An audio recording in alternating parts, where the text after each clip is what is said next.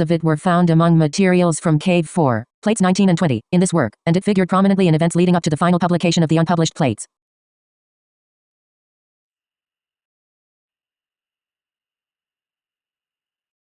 Plates 19 and 20, in this work, and it figured prominently in events leading up to the final publication of the unpublished plates. The struggle for access to the materials in Cave 4 was long and arduous, sometimes even bitter. An international team of editors had been set up by the Jordanian government to control the process. The problems with this team are public knowledge. To put them in a nutshell, in the first place the team was hardly international, secondly it did not work well as a team, and thirdly it dragged out the editing process interminably. In 1985-86, Professor Robert Eisenman, co-editor of this volume, was in Jerusalem as a National Endowment for the Humanities Fellow at the William F. Albright Institute for Archaeological Research, the American school where the scrolls from Cave 1 were originally brought for inspection in 1947. The subject of his research was the relationship of the community at Qumran to the Jerusalem Church. This last is also referred to as the Jerusalem Community of James the Just, called in sources the brother of Jesus, whatever may be meant by this designation. Prior recipients of this award were mostly field archaeologists, but a few were translators, including some from the international team. Professor Eisenman was the first historian as such to be so appointed. Frustratingly, he found there was little he could do in Jerusalem, where access to the scrolls themselves was concerned. He was given the runaround, by now familiar to those who follow the scroll saga, and shunted back and forth between the Israel Department of Antiquities, now housed at the Rockefeller Museum, and the École Bigly, or French school down the street from the American school. Had he known at that time of the archive at the Huntington Library in California, not far from his university, the existence of which had never been widely publicized, and was not even known to many at the library itself, he could with even more advantage have stayed at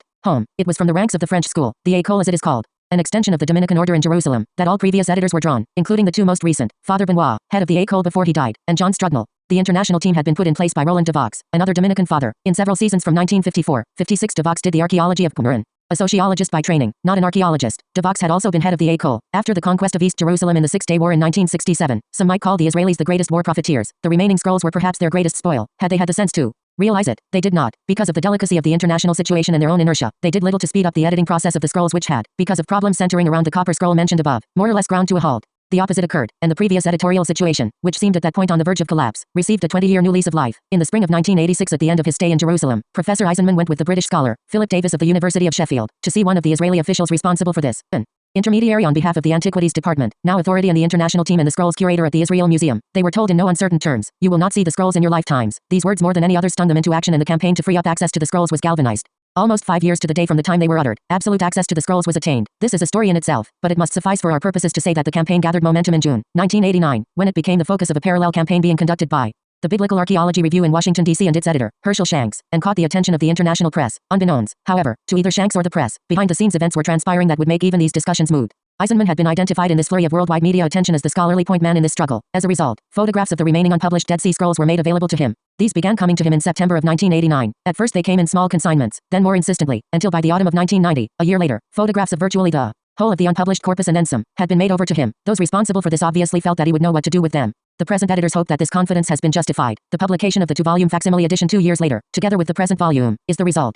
At this juncture, Professor Michael Wise of the University of Chicago, a specialist in Aramaic, was brought into the picture. Eisenman began sharing the archive with him in November 1990. Professor Wise describes the impression the sight of the extensive photographic archive made on him when he came to California and mounted the stairs for the first time to the sunny loft Eisenman used as a study. The photographs were piled in little stacks everywhere around the room. They were so numerous that stacked together, they would have topped 6 feet in height. Someone should have taken a picture and recorded the scene. The two of us standing on either side of a giant stack of 1,800 photographs of previously sequestered and unpublished Dead Sea Scrolls, the big one that did not get away. 2 teams immediately set to work, one under Professor Eisenman at California State University at Long Beach and one under Professor Wise at the University of Chicago. Their aim was to go through everything, every photograph individually, to see what was there, however long it took, leaving nothing to chance and depending on no one else's work. At the same time, and in pursuance of the goal of absolutely free access without qualifications, Eisenman was preparing the facsimile edition of all unpublished plates. This was scheduled to appear the following spring through E.J. Brill in Leiden, Holland, 10 days, however, before its scheduled publication in April 1991. After pressure was applied by the international team, the publisher inexplicably withdrew and Herschel Shanks and the Biblical Archaeology Society to their credit stepped in to fill the breach. But time had been lost and other events were now transpiring that would render the whole question of access obsolete. Independently and separately, the Huntington Library of San Marino, California, in pursuance of a parallel commitment to academic freedom and without knowledge of the above arrangements, though aware of the public relations benefits implicit in the situation, called Eisenman in, consultant in June 1991. Thereafter, in September 1991, the library unilaterally decided to open its archives. The monopoly had collapsed. BAS's 2-volume facsimile edition was published 2 months later. What was the problem in Qumran studies that these efforts were aimed at rectifying? Because of the existence of an international team, giving the appearance of official appointment, the public naturally came to see the editions it produced, mainly published by Oxford University Press in the Discoveries in the Judean Desert series as authoritative. These editions contained interpretations, which themselves came to be looked on as official as well. This is important. Those who did not have a chance to see these texts for themselves were easily dominated by those claiming either to know or to have seen more. This proposition has been put somewhat differently. Control of the unpublished manuscripts meant control of the field. How did this work? By controlling the unpublished manuscripts, the pace of their publication, who was given a document to edit and who was not. The international team, stars. As will be seen, that is to say, anyone these were the kinds of problems in Qumran studies that Eisen, the 50 texts in, the rest can be located in a facsimile edition of the Dead Sea Scrolls. More sacred writings were more typical. A precise transcription into the modern. Also towards this end commentaries on each text are provided, some lengthy, some less so, which, appreciated that Professor Eisenman and Professor Weiss have ideas from both Penguin Books and Doubled. It also makes the claim that more time was required to study these texts than the 35. On the contrary, some, particularly except for those apocryphal and pseudepigraphic works that have come down to us through various traditions, most of these are new, never seen before. During the somewhat acrimonious exchanges that developed in the press in the 1989 controversy over access, some claimed that they were willing to share the documents assigned to them. This was sometimes disingenuous. It may have been true concerning biblical manuscripts to some extent, which were not particularly new or of groundbreaking significance. It most certainly was more true where non-biblical or sectarian documents were concerned. These last always remain firmly under the greatest significance for historians, because they contain the most precious information on the thoughts and currents of Judaism and the ethos that gave rise to Christianity in the 1st century BC to the 1st century AD.